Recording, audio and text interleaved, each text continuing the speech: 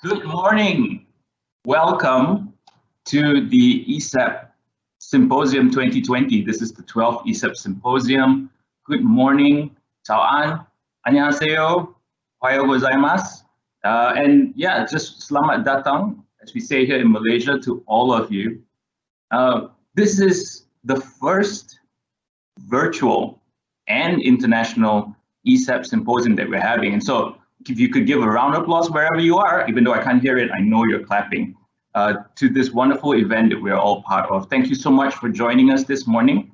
Thank you so much for being here with us. My name is Nick, and on behalf of the Center for English Language Studies at Sunway University, welcome. I'm going to be your MC this morning. Before we just get into some of the details, I'd just like to give a shout out to our participants from across the globe, and just bear with me really quickly as I go through the list of participants from different countries this morning. We've got participants from Australia, from Cambodia, from China, from Germany, India, Indonesia, Korea, Nepal, Pakistan, the Philippines, Thailand, Vietnam, and of course right here in Malaysia. So if you could give us a shout out on the chat, that would be awesome. Just introduce yourself, say where you're from. And if you're from Malaysia, tell us which part of Malaysia you're from. Are you from here in KL or PJ, or are you joining us from, Kedah, from Johor, from Sabah, Sarawak? All of you are welcome. Thank you again for being here.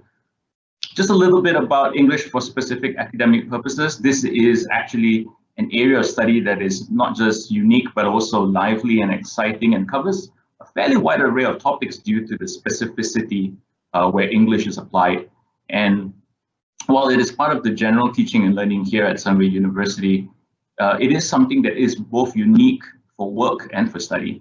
And at Sunway University, we are privileged to have an established team of language experts who are willing to keep pushing boundaries and try new technologies as we endeavor to provide students with the most cutting-edge learning environment that we can offer. But enough about ESEP. And let's get to the main events. Before we get there, let me share a couple of friendly reminders with everyone. First up, feel free to ask any questions in the chat box, chat bar. Please put that down, and we will read those as we go along. Please be patient if there are any technical slip-ups. There's a little bit of a 30-second delay as this is a live event. And so apologies ahead of time if we do slip up. But finally, most importantly, happy learning and enjoy the session. So for today's program, we've got a couple of different things. We will have a welcome address and then a keynote before we head on to 2 sessions of workshops. Session 1 is A, B, C, D, and E workshop, and session 2 will be workshops F, G, H, I, and J. And then we've got a closing session at the end. I know some of the participants here today, you are joining us for this keynote and then the plenary session by Professor Hall at the end. So please do make sure that you've got the links and the confirmation emails with the links for the different sessions. So please note that the closing session with the plenary will begin at 11:30, and the workshops will begin at 9:50 accordingly in the slide.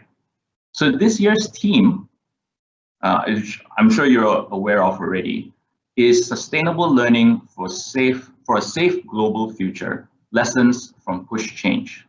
The idea here is that change is the only constant, and that's never been more true than in this year, 2020, as I am sure you are aware of, and we are all currently living through this change. With the current global situation, nothing really is assured except change itself.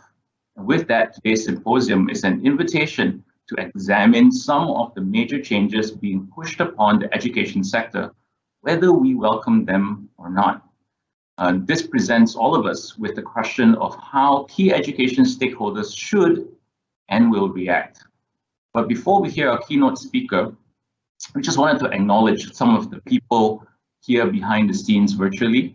We've got some distinguished guests. A warm welcome to Professor Graham Wilkinson, the Vice Chancellor of Sunway University, Ms. Margaret Hall, past President of the Oxford and Cambridge Society, Dr. George Jacobs, our keynote speaker, who you'll be hearing in just a little bit, Professor Stephen Hall, head of the Center for English Language Studies and our plenary speaker this morning, as well as fellow educators of excellence in English language teaching and learning across the country and, as I mentioned earlier, across the globe. So I would like to present now and invite the Vice Chancellor, Professor Graham Wilkinson, to give us his welcome address. Over to you, Professor Graham Wilkinson.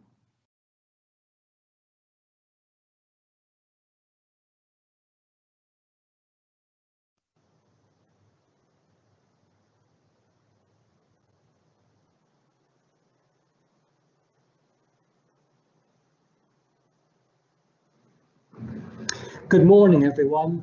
It gives me very great pleasure to be able to welcome you all to today's event, the 12th Annual English for Specific Academic Purposes Symposium. This is, of course, the first time that we've held this symposium online, and I'm sure we all know the reason for that. The theme for this year's symposium is Sustainable Learning for a Safe Global Future, Lessons from Pushed Change. Let me now say something about our Sunway approach to sustainable excellence through this time of what we might call pushed change. That is change that was forced or pushed on us because of a global emergency. At Sunway, we focus on learner-centered development and aim to develop accomplished English language communicators across different modes. For example, our students now use video for their own learning, as well as to get peer feedback as part of their coursework assessment. The mobile phone has become an integral part of the teaching and learning process as an interactivity tool. Enhanced digital literacy increased significantly as we switched to fully online delivery in the academic semester which just finished because of the pandemic. Every year, the Centre for English Language Studies lecturers get very high scores in student evaluations, and I'm delighted to say this continued even during fully online delivery. This was very good news considering the pace of the change and the huge effort which went into online learning, which extended each teacher and learner into pushing the boundaries of how to teach and how to learn. The experience of the last few months has given us an invaluable learning opportunity about online and blended modes of delivery, and both the keynote and plenary talks this morning will address the question of sustaining the lessons learnt from the recent push change and helping our students adapt to a changed world where the growth of the e-economy and the need to protect planetary health become new priorities for young people. Being able to adapt to increase the effectiveness of teaching and learning has been central to our preparatory intensive English course at Sunway. With current international movement restrictions, our intensive English programme has been predominantly taken by Malaysian students. Many of them have not achieved all that is needed in SPM English, so the programme is very important for them as they prepare for their academic studies. The intensive English programme moved rapidly, as did our entire university, to embrace online delivery. It was a steep learning curve with special challenges to overcome in interactivity, engagement, and online assessment. Student response has, as I have said earlier, been very positive, and not just in the specialised English language subjects, but across the whole university. Of course, students have been missing face-to-face interaction as much between each other as between themselves and lecturers. However, I'm quite sure that the feeling of missing face-to-face interaction was not limited solely to education. We in Sunway Education Group are most happy to build on the work which progressive secondary schools such as yours are undertaking. We build effective global English together and all embrace the critical role that English language plays in helping our graduates to get a job anywhere. I'm quite sure that global mobility will once again expand after COVID-19 subsides, leading to more opportunities for our graduates once they've acquired the necessary English language competence. Here at Sunway, our colleagues from the Centre for English Language Studies, as well as the English language specialists in Sunway College, teach with innovative approaches, and I'm delighted that they will share these today. I would also like to express my deep appreciation to our plenary speaker, Dr. George Jacobs, and for the contributions from Timothy Wong of Monash University and Joseph Pang from Sunway College, Johor Bahru campus. I'm also very pleased to welcome back last year's guest speaker, Dr. Tamas Kiss, who I'm delighted to say has recently joined the Centre for English Language Studies here at Sunway. All the workshop facilitators will be sharing their own innovations which address how we can move forward from this time of post-change. Thanks go to all my colleagues who will share some exciting and progressive techniques. We hope that in due course, you will be able to explore what you learned from today in your own classrooms, and also hope that you will cascade the generous sharing from today to your wider professional networks. To help you get the maximum benefit from today's event, the workshop which you do not attend will be available later for you to download. I would like to thank Professor Stephen Hall and all the team of the Centre for English Language Studies for their energy and enthusiasm in organising this symposium, as they do every year, in collaboration with Sunway Education Marketing Team. Finally, I trust that you will have an enjoyable and productive symposium together, and thank you for taking the time to connect, participate, and share your own wisdom and thoughts on today's topics. Have a great morning ahead. Thank you. Thank you very much, Professor Wilkinson, Vice Chancellor of Sunway University, for that very warm welcome and inspirational opening. For today's keynote, we have the privilege of hearing Dr. George Jacobs, who is coming to us live from Singapore. George has a PhD in education from the University of Hawaii, and for about 30 years he has taught ESL students and teachers, plus other teachers in Asia. In Singapore, he has taught at RELC with Dr. Stephen Hong. He has also been at the National Institute of Education, or NIE, for Singapore, as well as James Cook University. George has over 250 publications, including the chapter on environmental education in the Routledge Handbook of Ecolinguistics, a book of environmental education lessons for Indonesian university English students, and general environmental education books such as Linking Language and the Environment and Integrating Environmental Education in Second Language Instruction. In addition to environmental education, George also specializes in cooperative learning and other forms of student-centered learning, including extensive reading, student-generated materials, and multiple intelligences. Among his publications in these areas are Student-Centered Cooperative Learning, Simple, Powerful Strategies for Student-Centered Learning, and Teacher Sourcebook for Extensive Reading. This is George's second ESAP Symposium. He thoroughly enjoyed his first visit, partly because he has lots of friends and family in Malaysia and looks forward to more visits. For example, in the past 3 years, he has participated in CAT walks in Taman Negara, and CAT walks are also known as Citizen Action for Tigers in Taman Negara, which is one of Malaysia's national parks. George is a member of the Nature Society of Singapore and on the boards of International Ecolinguistics Association, Extensive Reading Foundation, and the Center for Responsible Future. And so, ladies and gentlemen, put your hands together for Dr. George Jacobs. Thank you very much, Nick. And I'd like to thank everyone at Sunway, all the people behind the scenes who helped to put this event together. And I'd like to thank all of you. You're the most important people for participating today, especially those of you who are coming from other countries. You know, I'm a big fan of Sunway University. I have a sister-in-law with 4 kids. First one went to Sunway, second one went to Sunway, third one went to Sunway, fourth one is still at Sunway. I've got a brother-in-law, he's only got 2 kids. First kid wasn't quite good enough to go to Sunway, but the second one went to Sunway via Monash, and she's still there doing a doctorate. So I'm a big fan of what happens at Sunway.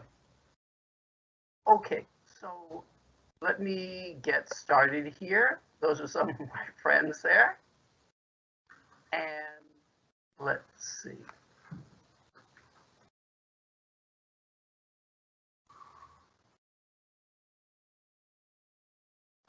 Okay.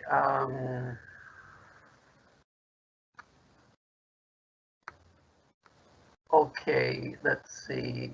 Let's get to the right slide.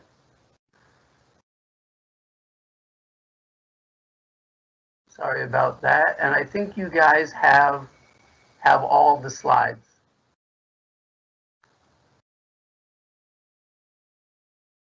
Just have to get back to the first slide. So the key point is this seminar is talking about push change. I want to say that here's my contact information. So please feel free. You know, usually at a regular conference, after a talk, everyone's having coffee or tea. You come up and chat to the speakers. Of course, we can't do that, but we've got even better, email. So if you don't talk to me today, this keynote comes with a lifetime guarantee. Any questions, any problems, feel free to contact me. And the address at the bottom here, that's my website. A lot of the articles that I've written are there, free download. So please take advantage of that.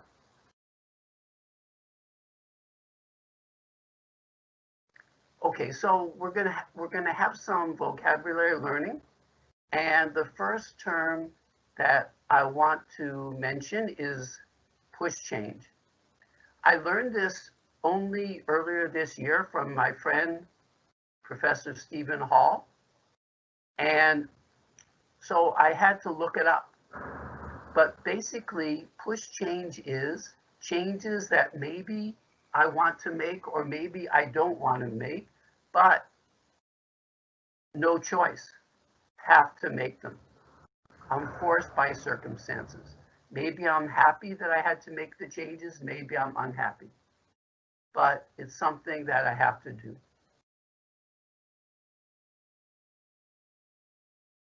And let me give you some examples. For example, online banking. I'm an old-fashioned kind of guy. I like to go to the bank, do everything, have the teller help me, but couldn't do that anymore because people want electronic payment. There's a long queue at the bank if you go to the bank, but fortunately, friends and family were doing online banking and they helped me with it. And I learned, but I have to learn more things because more online banking options are appearing. So I'm still getting pushed. Second example of push change is I used to love to jog. I would run 8 miles a day or something like that. But then my knees started to hurt after 7 miles and 6 miles. So I just had to stop and switch to walking. That's another push change. But fortunately, people such as my wife offered to walk with me. And now, you know, we've got step counters, heart rate monitors, YouTube videos to watch while I'm walking or podcasts to listen to. So I learn from others, and now my walking is enjoyable. But new technology is still coming up, like oxygen monitors. So I have to keep on learning. So, you know, I'm into cooperative learning, but we can't really do it the usual way. So we're going to do it a little bit differently today. I'd like you all to take just a moment to think. Please think to yourself for a moment, Do you notice any commonalities? I talked about 2 push changes. I talked about the change to online banking that I had to make and the change from running to walking. So what commonalities do you see? And what about your own example of a push change? If you want, you can use the chat function to record and share your thoughts. So I'm going to stop talking for about a minute and give you some time to think and maybe chat. Go ahead, please.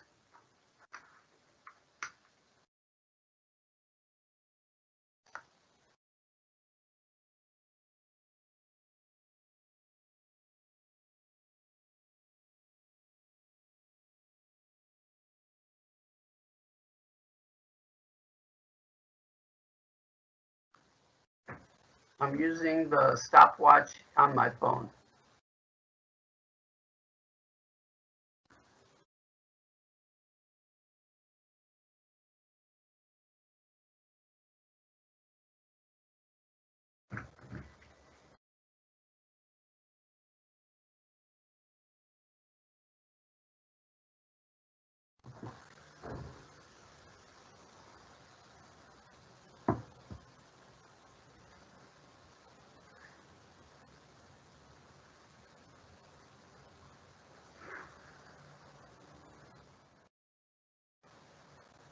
Well, here are some commonalities in the 2 examples of push change that I gave. First, I didn't want to make either of them. I wanted to keep on running. I wanted to just do everything at the bank. But then when I had to make the changes, I was fortunate. Other people were there to help me make the change. And just because I made that one change, it doesn't mean that there aren't more changes that I'm going to have to make. So I have to be ready. It's like Nick said, the only constant is change.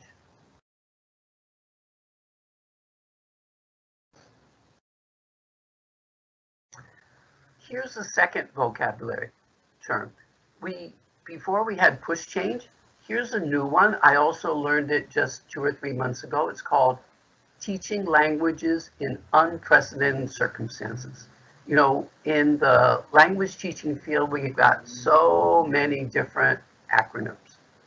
My personal favorite is TENOR, teaching English for no obvious reason. But of course, at Sunway, they've got a very clear academic purpose for their teaching. Well, anyway, I'm a member of a Facebook group founded by someone else who used to teach at RELC, Dr. Willie Renaja. It's called Teachers' Voices. And there was a call there from a journal in Argentina. They were having a special issue, teaching languages in unprecedented circumstances, or TLUC. And that is surely true of the times we live in now.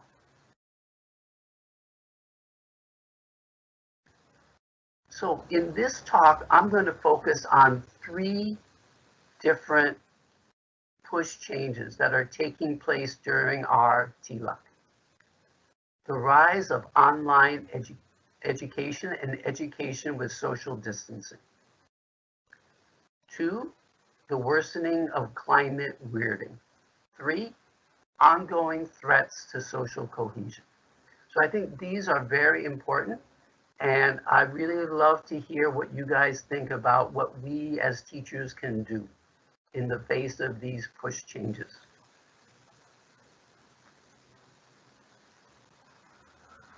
Okay, the rise of online education and social distancing. Like Professor Stephen was telling me that at Sunway, they're going to have hybrid learning, where they have the same lecturer is teaching, and some of the students are online, but other students are in the classroom. So the ones on, that's what I mean by social distancing. The students who are there in the classroom, they can't sit too close together. They have to have their 2 meters or whatever distance. Now, maybe back in March was when we had this change, we all had to switch. And in general, it didn't go so well, at least at first. A lot of people said it was a disaster. But actually, there are many possible advantages to online education. First, lower greenhouse gas emissions because people aren't flying here and there. Second, greater access to education for more people. And I think this is the #1 advantage of online education, because in the world today, we have we have great inequality, great difference in access to quality education.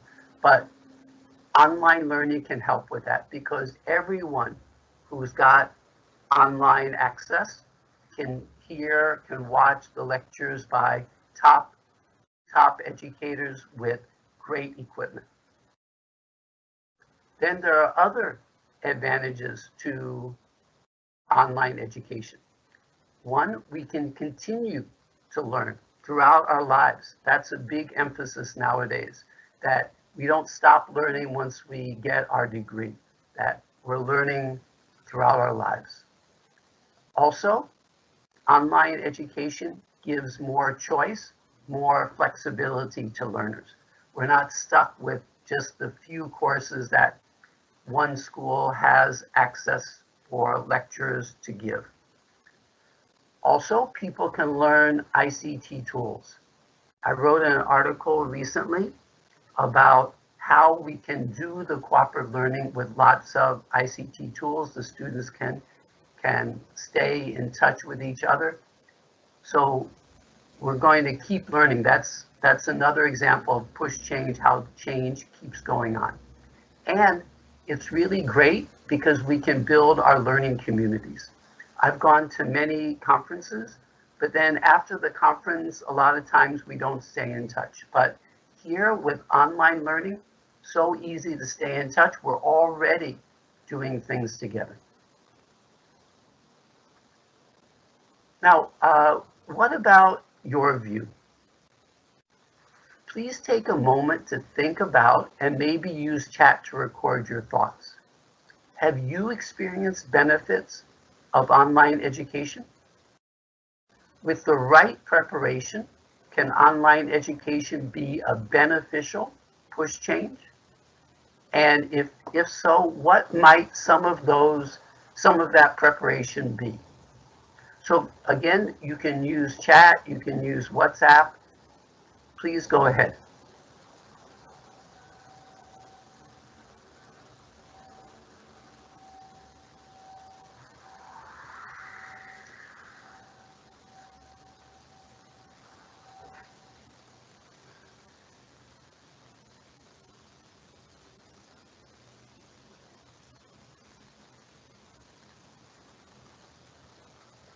Nick is sharing with me some of your chats. So one person said something about how one of the downsides of social distancing is that you've got to wear a mask all the time. Yeah, certainly not very enjoyable, although I am more or less used to it.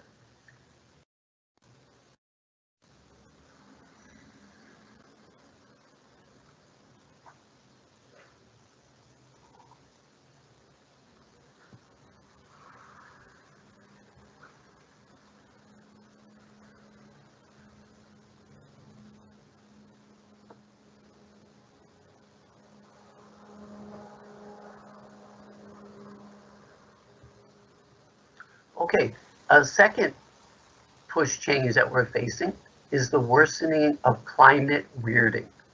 That might be a new term for you. It was a new term for me. I only learned it back in May. So, because the thing is, most people say climate warming, but it isn't just the temperatures are going up. Sometimes the temperatures are going down.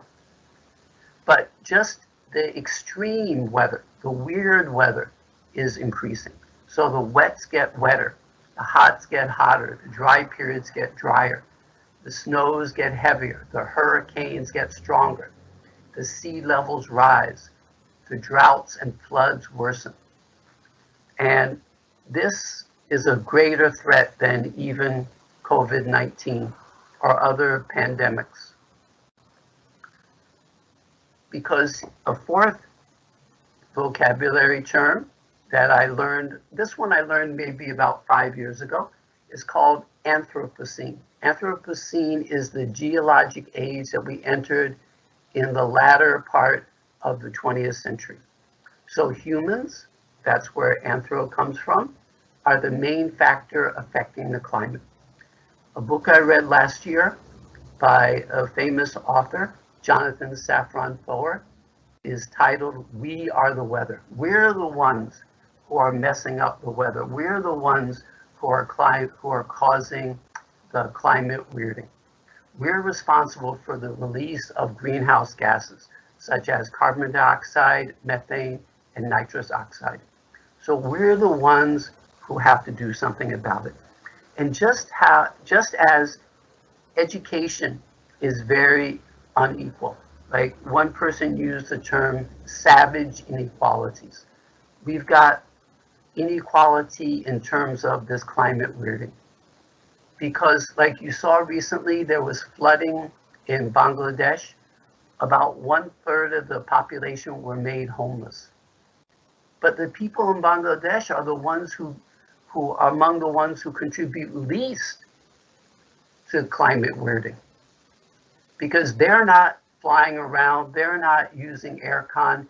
These are poor people, so they're contributing less, but they're suffering more. For example, in Singapore, we're going to spend billions, tens of billions of dollars to build seawalls to stop the flooding.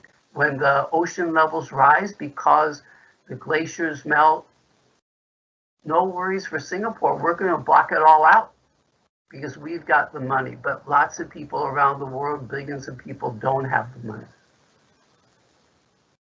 So it isn't just doing something for us, it's doing something for others. And there's many ways that we can do that. Here are some actions that we and our students can take in and out of school. We can drive less, we can fly less, we can eat less animal-based foods. Like you see the picture there. It hasn't come to Southeast Asia yet, but I think in Canada, KFC is experimenting with plant-based chicken. They say it tastes just like chicken, but no animals are killed, and animal agriculture contributes a lot to global warming. We can reduce our paper use, we can reduce the use of single-use plastics. So what I'd like you to do is think for a moment. And again, please continue sharing with chat.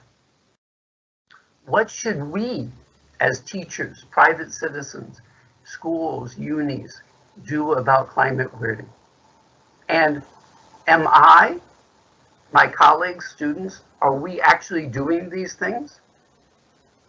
Last part of the question, can we make these part of the curriculum? So as our students are learning language, they're also learning about what to do on climate weirding, and they're actually doing something about it. So again, please take a minute and please share. Thank you.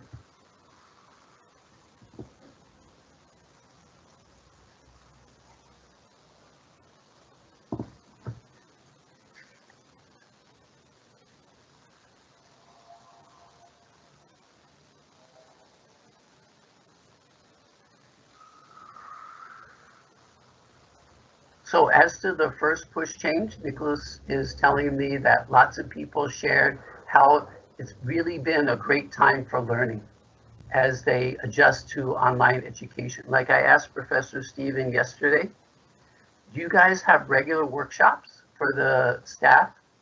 And he said, well, this whole time has been just one continuous workshop to learn more about how to do this, about how to do the online teaching, how to do teaching with social distancing.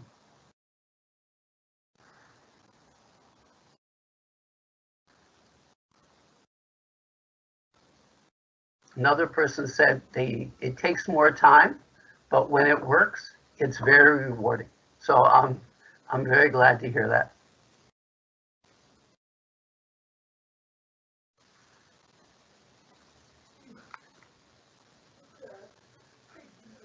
One possible solution, I just learned about this a couple months ago, is this software developed by the European Union. It's called Lingua Cuisine. And there's an article here in TESOL EJ that you can share with other teachers and students about how to make plant-based dishes. And it's free to everyone who wants to use it. The idea is to teach technology, to teach culture, and to teach language and cuisine. So I did a video, if you want to watch it later. I'm into very simple cooking. Peanut butter and banana, no bread sandwich. So if that sounds delicious, please go there and watch me teach that. It's very short. Okay, third threat, a third change that we need to adjust to are threats to social cohesion. Of course, this is going to differ from country to country and inside of different countries. But some of the fault lines in various countries include the ones mentioned here in this table. Different nationalities who don't get along, different religions, different races, people of different socioeconomic statuses, different political affiliations, different levels of education, different sexes, sexual preferences, different age groups, blue collar versus white collar, able versus challenged. And of course, there are many others of these differences that can, if not handled properly, lead to cause threats to social cohesion. So let's look at one view on this. Sorry about that. So you probably recognize the guy on the right in this picture, Einstein. The person on the left is also famous, but maybe a little less famous. His name is Tagore. In 1913, he won the Nobel Prize for Literature. Here's what he said about social cohesion. He said, "Let us unite, not in spite of our differences, but through them. For differences can never be wiped away, and life would be so much the poorer without them. Let all human races keep their own personalities and yet come together, not in a uniformity that is dead, but in a unity that is living."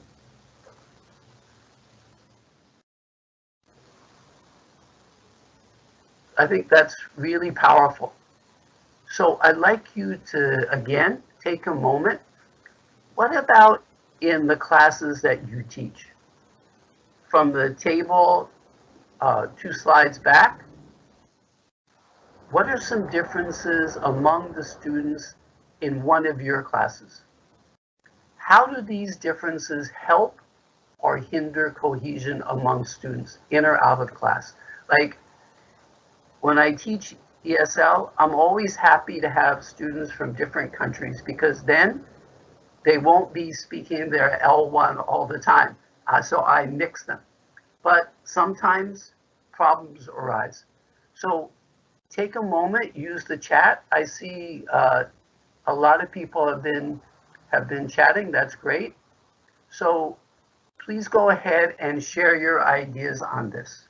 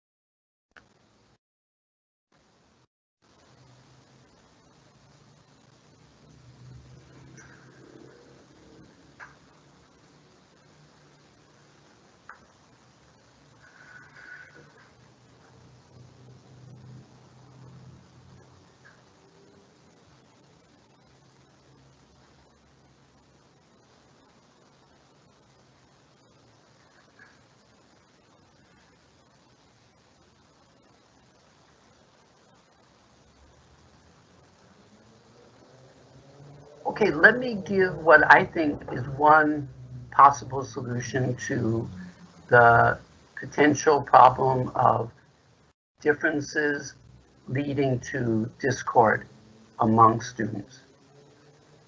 And that is cooperative learning. And if you go to my website, you can find lots of articles about cooperative learning. And if you have questions, I'm very happy to discuss cooperative learning. So that the research says that when students work together in cooperative groups, then they can overcome their differences. They get to know people who are different from themselves. They get to know them, they get to understand them, they get to like them. But they have to be working together in a cooperative group. Like one person mentioned in the chat, a major obstacle I face to foster cooperation is stereotyping and misunderstood views. So we have these stereotypes, but we can't overcome them unless we actually get to know people, real people, and we see how they are.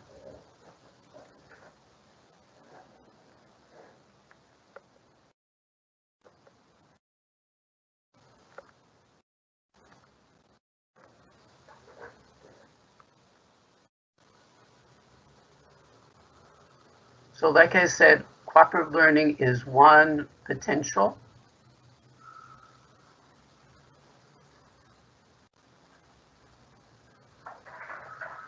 We're running short on time, so I'm just going to go right to the conclusion that push changes can be scary, but change can be for the better.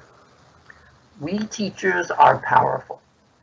We can help students cope with online learning. We can help them take action against climate warming.